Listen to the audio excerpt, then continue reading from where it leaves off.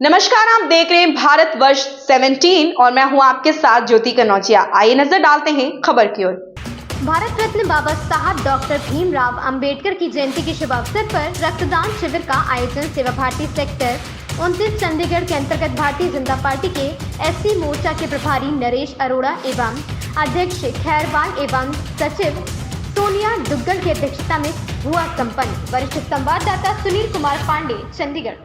Doctor Bhimrao Ambedkar की जयंती को लेकर सेवा भारती में रक्तदान का आयोजन किया गया है और ये तस्वीरें आप देख सकते हैं। सेवा भारती चंडीगढ़ के अंतर्गत एससी मोर्चा द्वारा डॉक्टर भीमराव अंबेडकर की जयंती पर रक्तदान शिविर का आयोजन किया गया है। ये तस्वीरें आप भारत 17 पर देख सकते हैं। डॉक्टर भीमराव जयंती के शुभ अवसर पर रक्तदान शिविर का आयोजन सेवा भारती सेक्टर 29 चंडीगढ़ के अंतर्गत संपन्न हो रहा है। ये तस्वीरें आप भारत 17 पर देख सकते हैं। नमस्कार, मैं सुनील पांडे, आप देख रहे हैं भारत 17। जैसा कि डॉक्टर भीमराव अंबेडकर की जयंती पर रक्तदान आयोजन का अवसर यहाँ पे प्राप्त हुआ है। बहुत सारे लोग यहाँ पे रक्तदान शिविर में पहुँचे हुए हैं और रक्तदान शिविर का आयोजन किया गया है।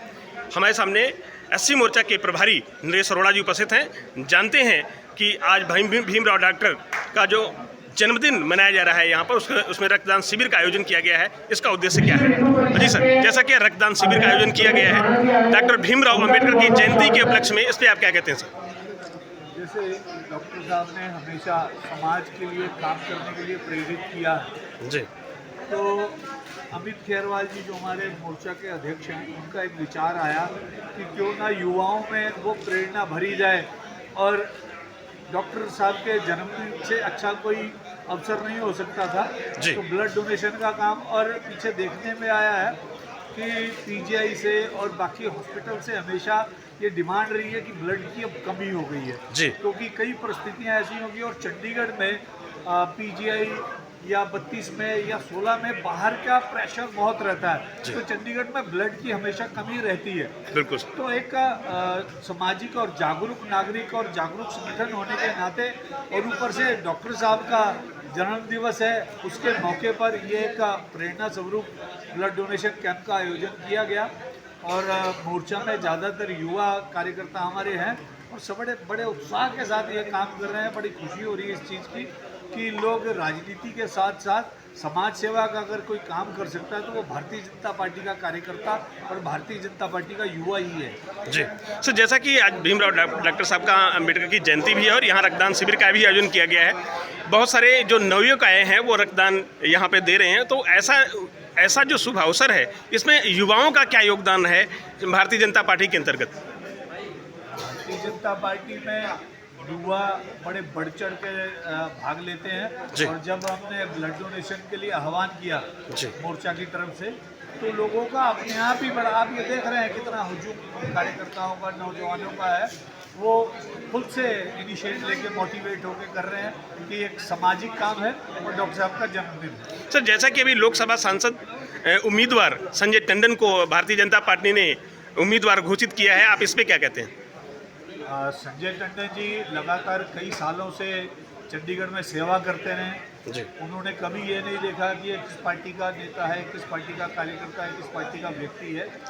उनको चंडीगढ़ में गली गली में लोग जानते हैं। चंडीगढ़ के हर घर घर से वो व्यक्ति को बाय नेम जानते हैं। बिल्कुल। समाज के काम करते रहे हैं। चंडीगढ़ में पिछले 10 साल वो प्रदेश अध्यक्ष रहे, जिसके कारण उन्होंने लगभग 3-4 इलेक्शन कॉरपोरेशन के लड़वाए और 2 बार उनकी नेतृत्व में हमारी एमपी जीती हैं। तो चंडीगढ़ की समस्याओं से वो जागरूक हैं, चंडीगढ़ के नागरिक उनको जानते हैं, चंडीगढ़ के चप्पे चप्पे से वो वाकिफ हैं। चंडीगढ़ का बच्चा है वो, और भारतीय जनता पार्टी ने उस बच्चे पे भरोसा जताया। इसके लिए हम भारतीय जनता पार्टी केंद्र का भी धन्यवाद करते हैं और चंडीगढ़ की जनता से ये निवेदन करते हैं कि उनको जिताएं, क्योंकि अभी तक वो जनता की आवाज़ बनते आए हैं। और उम्मीद है कि जैसे वो जीतेंगे तो चंडीगढ़ का एक नया रूप देखने को मिलेगा। चंडीगढ़ अपने जैसे नाम से पहचाना जाता है, उसकी पहचान और व्यापक होगी। Thank you sir, thank you. जयंती है और यहाँ पे रक्तदान शिविर का भी आयोजन किया गया है, इस पर आप क्या कहते हैं सर? ऐसा है, भारतीय भारतीय जनता पार्टी 10 साल से केंद्र में है और उससे पहले भी भारतीय जनता पार्टी हमारे जैसे प्रधानमंत्री जी के नेतृत्व में काम कर रही है।